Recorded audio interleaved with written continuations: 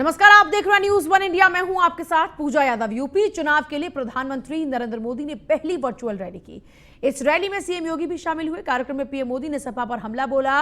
इस रैली के जरिए पीएम मोदी ने 21 विधानसभा क्षेत्रों के लोगों को संबोधित किया। वर्चुअल रैली की शुरुआत में प्रधानमंत्री नरेंद्र मोदी ने कहा कि पश्चिम उत्तर प्रदेश की ये वो धरती है जिसने 1857 की क्रांति में देश को एकजुटता का संदेश दिया था। कमल के फूल और रोटी ने हमेशा देश को बांटने वालों को मुंह तोड़ जवाब दिया। हम एकजुट रहेंगे तो कोई हमें कभी परास्त नहीं कर पाएगा।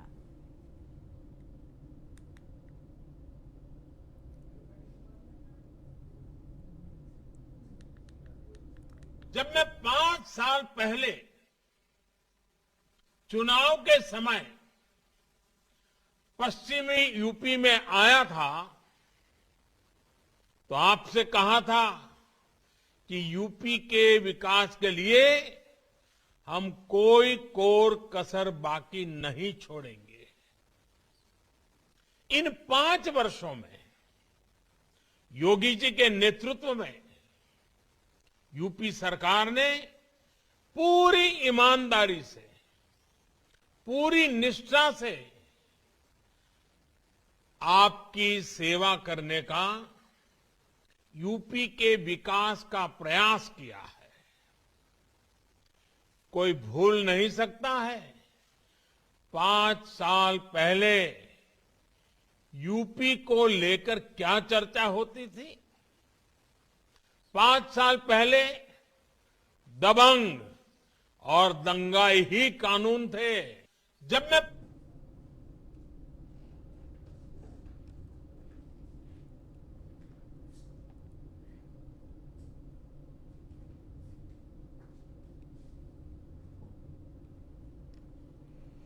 तो देखिए, पश्चिमी वोटर्स को साधने के लिए या उनको साथ लाकर खड़ा करने के लिए प्रधानमंत्री नरेंद्र मोदी ने वर्चुअल रैली के जरिए उनको यह बताने की कोशिश की कि बाकी की विपक्षी पार्टियां जो हैं वो जनता की हितैषी नहीं है। ऐसे में उनको परास्त करने के लिए एकजुटता बड़ी इंपॉर्टेंट है और एकजुटता उसी के जरिए विपक्षी पार्टियों को सत्ता से बाहर ही रखा जा सकता है। और वहीं बीजेपी ने आगरा में पूरी ताकत झोंक दी है। सूबे के मुख्यमंत्री खुद योगी आदित्यनाथ प्रचार अभियान के लिए आगरा पहुंचे। मुख्यमंत्री किरावली में भाजपा प्रत्याशी के लिए वोट मांगते नजर आए। चौधरी बाबूलाल के समर्थन में जनसभा को संबोधित करते हुए उन्होंने विपक्षी पार्टियों पर जमकर हमला बोला। दरअसल संवाद कार्यक्रम चल रहा है बीजेपी का। संवाद के लिए 300 प्रभावी मतदाताओं को यहां बुलाया गया था कार्यक्रम में, और सीएम योगी को सुनने के लिए यहां 300 से काफी तादाद में लोग पहुंचे। योगी आदित्यनाथ ने किरावली के मैदान से समाजवादी पार्टी की लाल टोपी पर हमला बोलते हुए कांग्रेस और बसपा को भी नहीं छोड़ा।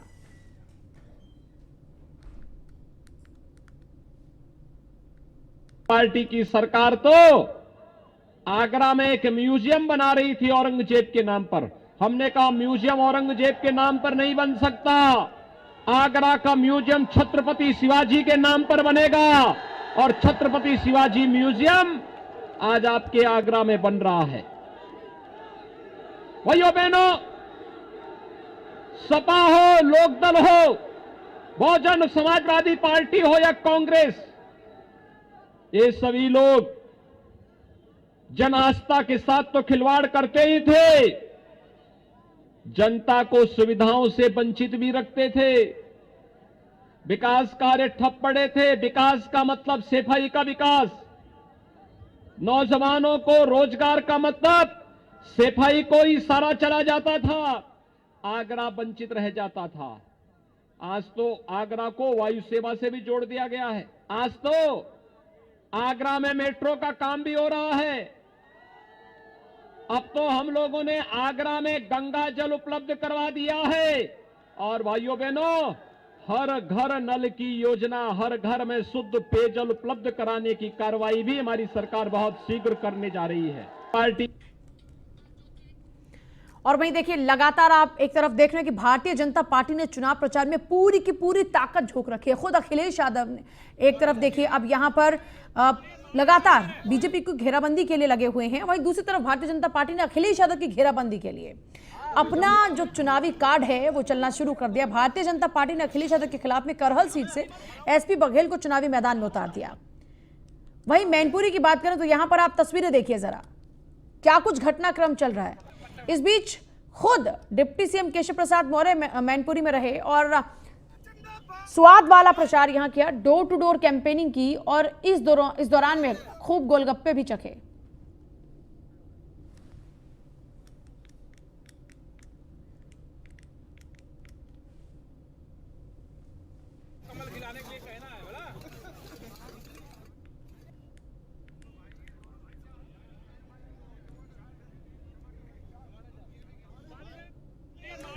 देखिए मैनपुरी की ये तस्वीरें आप देख रहे हैं। मैनपुरी यूं तो समाजवादी पार्टी का गढ़ माना जाता है, लेकिन यहां पर स्वाद वाला प्रचार चला डिप्टी सीएम केशव प्रसाद मौर्य का। डिप्टी सीएम केशव प्रसाद मौर्य यहां गोलगप्पे खाते हुए नजर आए।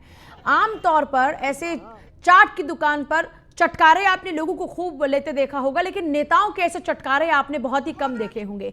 तो यहां पर इसी चाट का स्वाद डिप्टी सीएम केशव प्रसाद मौर्य ले रहे हैं। आमतौर पर चाय पर चर्चा आपने सुनी होगी, लेकिन यहां चाय पर चर्चा नहीं बल्कि चाट पर चर्चा हो रही है। और चाट पर चर्चा कौन कर रहा है? चाट पर चर्चा कर रहे हैं उत्तर प्रदेश के डिप्टी सीएम केशव प्रसाद मौर्य। यानी कि बात भी थोड़ी चटकीली सी होनी चाहिए। तो भारतीय जनता पार्टी ने अखिलेश यादव के खिलाफ करहल सीट से वहीं एसपी सिंह बघेल को उम्मीदवार बना दिया। बीजेपी की तरफ से इसकी आधिकारिक घोषणा नहीं हुई, लेकिन अखिलेश के पर्चा दाखिल करने के बाद एसपी बघेल वहां पहुंच गए नॉमिनेशन करने के लिए। कलेक्ट्रेट कार्यालय पहुंचे और नामांकन दाखिल कर दिया। इससे पहले अखिलेश ने अपना पर्चा दाखिल किया था। केंद्रीय मंत्री एसपी बघेल आगरा की लोकसभा सीट से यूं तो सांसद हैं। इस दौरान उनसे जब बीजेपी उम्मीदवार को लेकर सवाल पूछा गया तो उन्होंने कहा कि बीजेपी किसी को भी इस सीट से टिकट देगी वो हार जाएगा।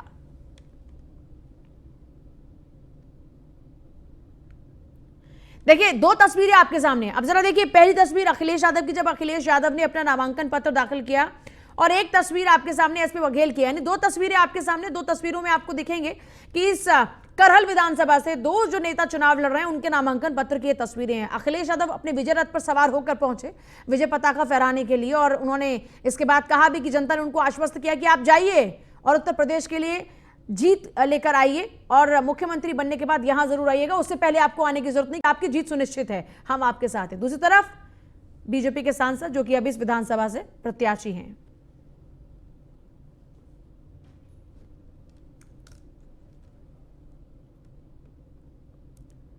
करहल की भी बारी है और मुझे उम्मीद है कि ऐतिहासिक वोटों से भारतीय जनता पार्टी को करहल की और मैनपुरी की जनता हराएगी। और न केवल मैनपुरी की जनता, उत्तर प्रदेश की जनता तैयार है। और आप जिस दिन परिणाम आएंगे देखेंगे, इनको तो पहले ही घर भेज दिया। भारतीय जनता पार्टी ने 99 अपराधियों को टिकट दी है।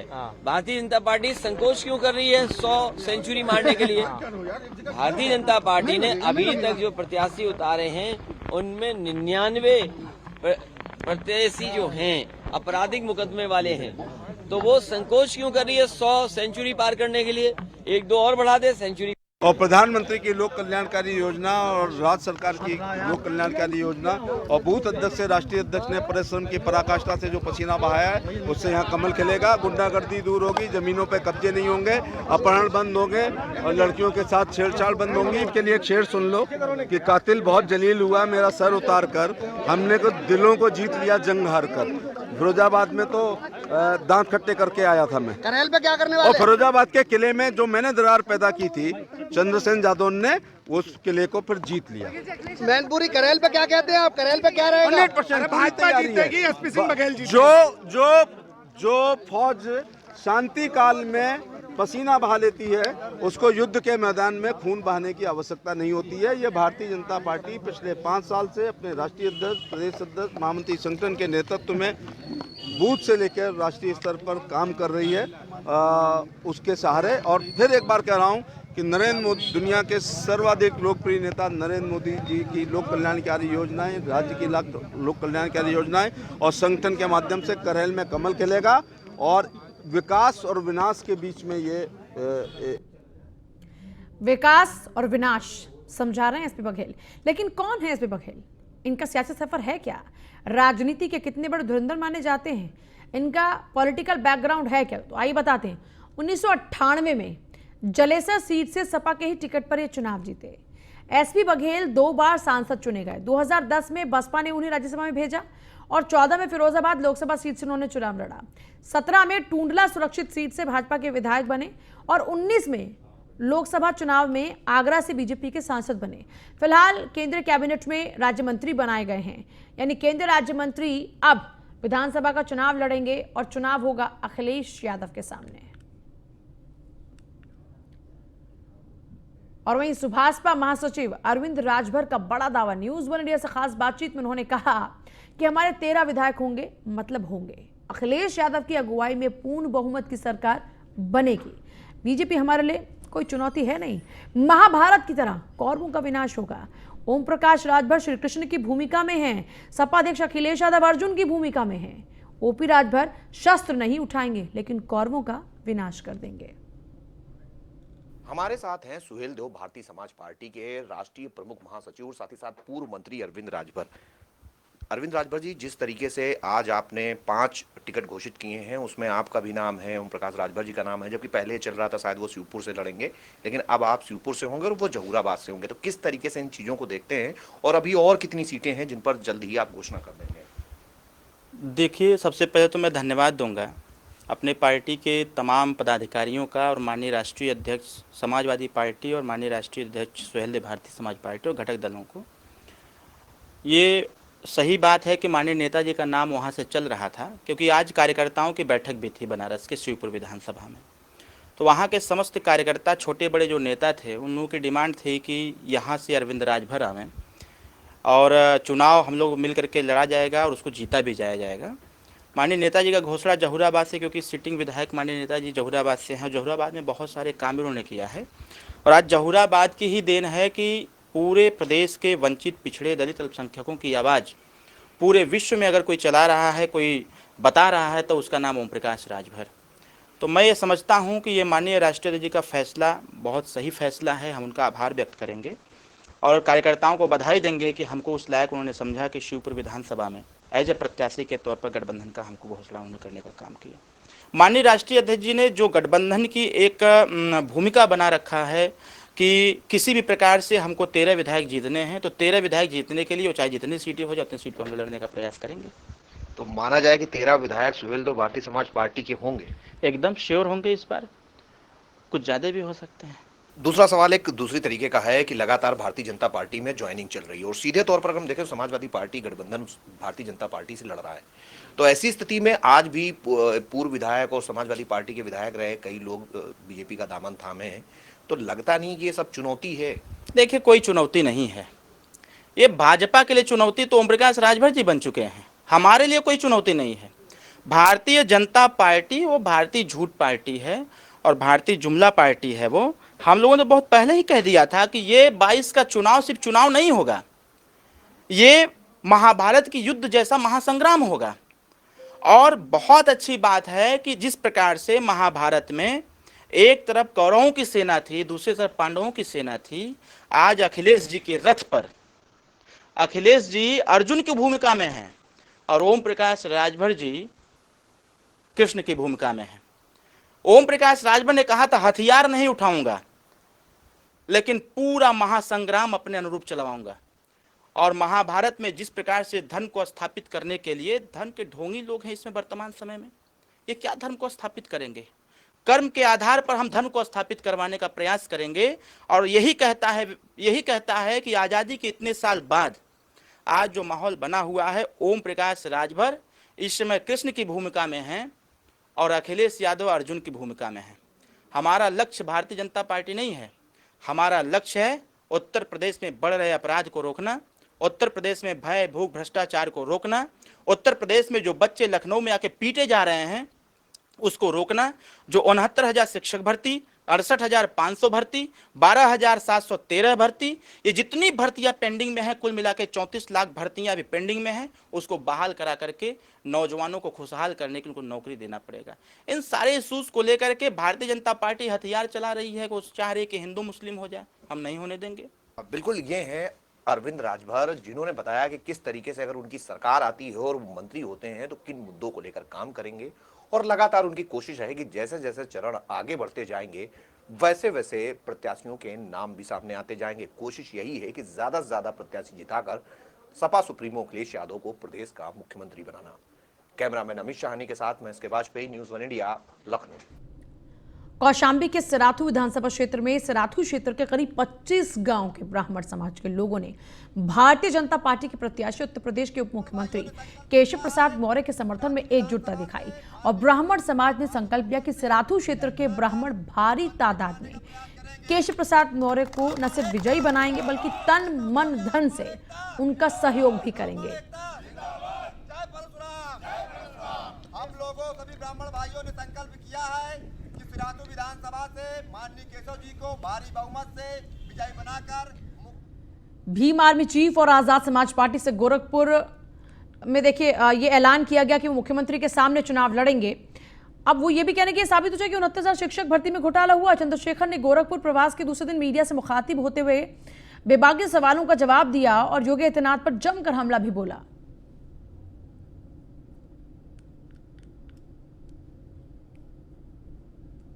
काशीराम साहब को नेता मानता हूं, उनके दिखाए रास्ते में चलता हूं और सही भी है, लेकिन मेरा लक्ष्य है मुख्यमंत्री जी को उसमें सदन में जाने से रोकने का और जीतने का है। मैं अगर स्टंटबाजी की बात होती तो मैं बहुत दिन पहले कह चुका था कि जहां से मुख्यमंत्री लड़ेंगे।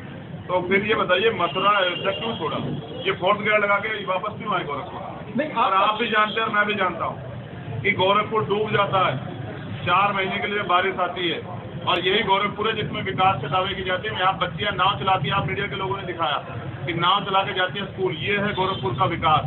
मैंने पहली बार देखा कोई भी पेशेंट अगर बीमार हो जाता है तो हार्ट सेंटर एम्स में रेफर होता है, लेकिन यहाँ अगर कोई बीमार होता है तो एम्स से जो है बीआरडी मेडिकल कॉलेज जो है उसको भेजा जाता है। ये है गोरखपुर का विकास। सिद्धार्थनगर जिले के मुस्लिम बाहुल्य डुमरियागंज विधानसभा से भारतीय जनता पार्टी ने अपने निवर्तमान विधायक राघवेंद्र प्रताप सिंह को एक बार फिर मैदान में उतारा है। राघवेंद्र सिंह मुख्यमंत्री योगी के बेहद करीबी माने जाते हैं और योगी के संगठन हिंदू युवा वाहिनी के प्रदेश प्रभारी भी हैं। डुमरियागंज की इस विधानसभा से तीसरी बार वो चुनाव लड़ रहे हैं। पिछले विधानसभा चुनाव में कांटे की टक्कर में बसपा की सैयदा खातून को सिर्फ 173 वोट से हरा के जीत हासिल की थी। एक बार फिर से टिकट मिलने के बाद उत्साह से लबरेज राघवेंद्र प्रताप सिंह अपने क्षेत्र में पूरी तरीके से सक्रिय हो गए। खास बातचीत में क्या कुछ कहा, सुनिए। भारतीय जनता पार्टी ने एक बार फिर डुमरियागंज से विधायक राघवेंद्र प्रताप सिंह पर अपना भरोसा जताकर इनको यहां से प्रत्याशी बनाया है। राघवेंद्र प्रताप सिंह सीएम योगी के सबसे करीबी नेताओं में से एक नेता माने जाते हैं। 2017 में इन्होंने 171 वोटों से जीत हासिल करके विधानसभा पहुंचे थे।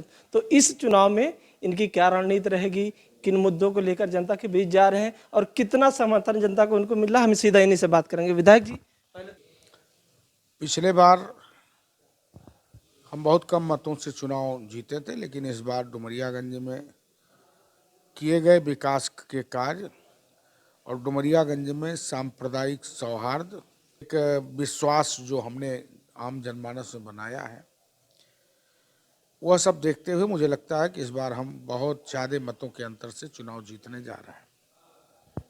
विधायक जी, आप लगातार डोर टू डोर कैंपेन कर रहे हैं, अपनी उपलब्धियां भी गिना रहे हैं, तो उससे आपका जो यहाँ की जनता है उनका कितना समर्थन मिल रहा है?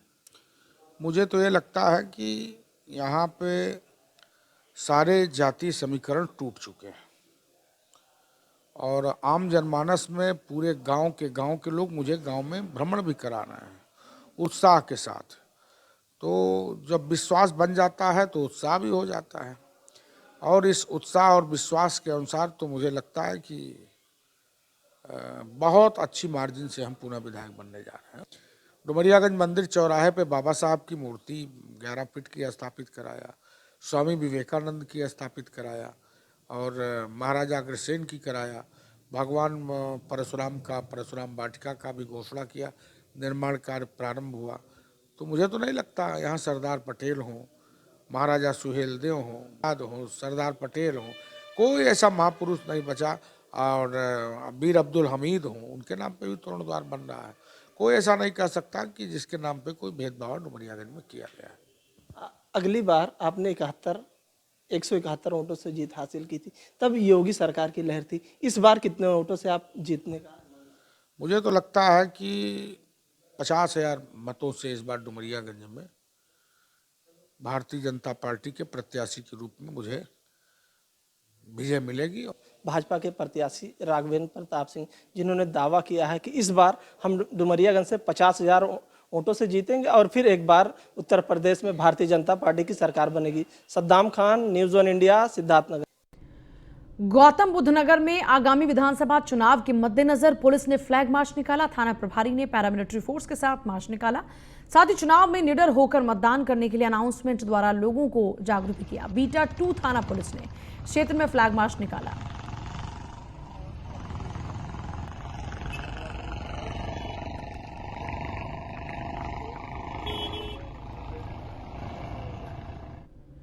गाजियाबाद के मोदीनगर विधानसभा से गठबंधन के प्रत्याशी सुदेश शर्मा ने कई वादे किए और कहा कि गन्ना किसानों के भुगतान के साथ साथ विधायक बनने पर ट्रॉमा सेंटर का निर्माण कराएंगे। विधायक बनने पर सुदेश शर्मा ने कई बड़े वादे किए। मोदीनगर सीट से एक बार फिर से गठबंधन के जो प्रत्याशी हैं सुदेश शर्मा, वो चुनावी मैदान में हैं और पूरे जोर शोर से जो चुनाव प्रचार है वो चल रहा है। सुदेश जी, बहुत बहुत स्वागत है आपका न्यूज़ 1 इंडिया में। ये बताइए कि किन मुद्दों को लेकर इस बार आप जनता के बीच में हैं? देखिए, अब देश के अंदर कोई आज़ादी की लड़ाई नहीं है मान्यवर। अब तो देश के अंदर लड़ाई होनी चाहिए केवल और केवल विकास की, उपलब्धता की, कि कौन ज़्यादा से ज़्यादा अपने क्षेत्र को विकास दे सके। अच्छा विधायक जी बताइए, अखिलेश यादव आए और उन्होंने एक ट्रॉमा सेंटर खोलने की बात कही, मोदीनगर को लेकर काफ़ी बात कही, तो क्या लग रहा है ट्रॉमा सेंटर कितनी बड़ी ज़रूरत है और इस घोषणा से कितना फ़र्क पड़ने वाला है?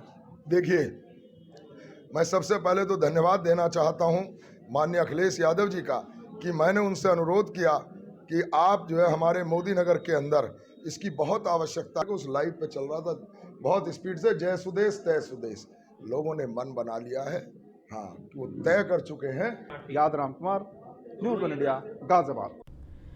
बाराबंकी में खनन माफियाओं के खिलाफ पुलिस प्रशासन का हंटर एक बार फिर चला है। जिले के कुल 4 खनन माफियाओं की कुल 4,48,45,989 करोड़ की संपत्ति जब्त हुई। कार्रवाई के घेरे में समाजवादी पार्टी के विधायक का भतीजा भी शामिल है।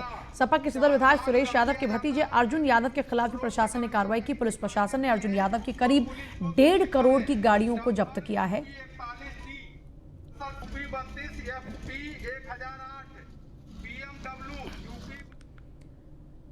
मुजफ्फरनगर के छपार थाना क्षेत्र में व्यस्ततम इलाके के बाजार में 2 युवकों में जमकर मारपिटाई हुई। यह वीडियो सोशल मीडिया पर खूब वायरल हो रहा है।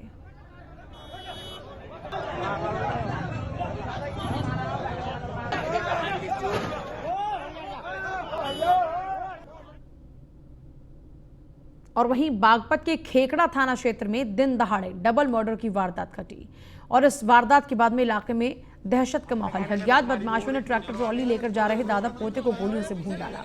सरेआम दोनों की हत्या को अंजाम देकर बदमाश फरार हो गए। घटना के पीछे पुरानी रंजिश वजह बताई जा रही है। घटना खेकड़ा थाना क्षेत्र के बसी गांव की है।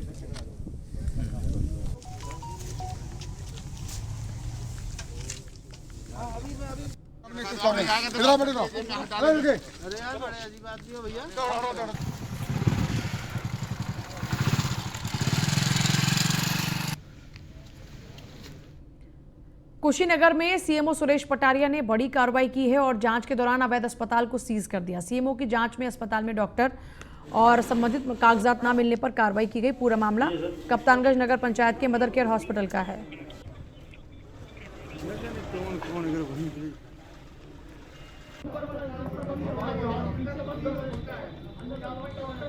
देखिए, सीएमओ सुरेश पटारिया यहां पर मौजूद रहे। अवैध अस्पताल पर यह कार्रवाई की गई। अस्पताल को आखिरकार सीज कर दिया गया। सीएमओ सुरेश पटारिया ने यह बड़ी कार्रवाई की है। आमतौर पर ऐसी कार्रवाई देखने को कम ही मिलती है, लेकिन यहां पर सीएमओ ने अस्पताल पर ही कार्रवाई करते हुए उसको सीज कर दिया।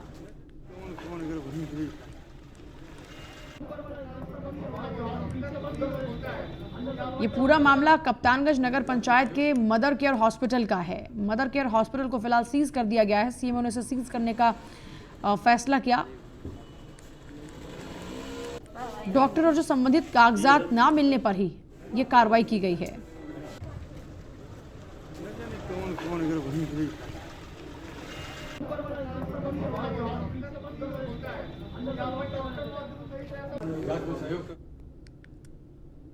चिकित्सक नहीं है और मैंने खुद जांच करने आया और देखा, उसको शिकायतें मिल रही थी बार बार कि यहाँ बिना अस्पताल के, बिना चिकित्सकों के अस्पताल चल रहा है। इस संबंध में आया हूँ तो यहाँ कोई चिकित्सक उपस्थित नहीं है और एक मरीज पेट दर्द का इलाज करते पाए गए ये लोग और एक मरीज जिसकी 6 हफ्ते की गर्भ थी उस महिला का भी इनके द्वारा इलाज किया जा रहा था। कोई कागज पत्र इनके द्वारा नहीं दिखाए जा सके, इसलिए अभी तफसील की प्रक्रिया की जा रही है। नहीं, ऑनलाइन उन्होंने पंजीकरण किया है, लेकिन अभी रजिस्ट्रेशन नहीं है, इनके द्वारा आवेदन किया गया है। चलिए फिलहाल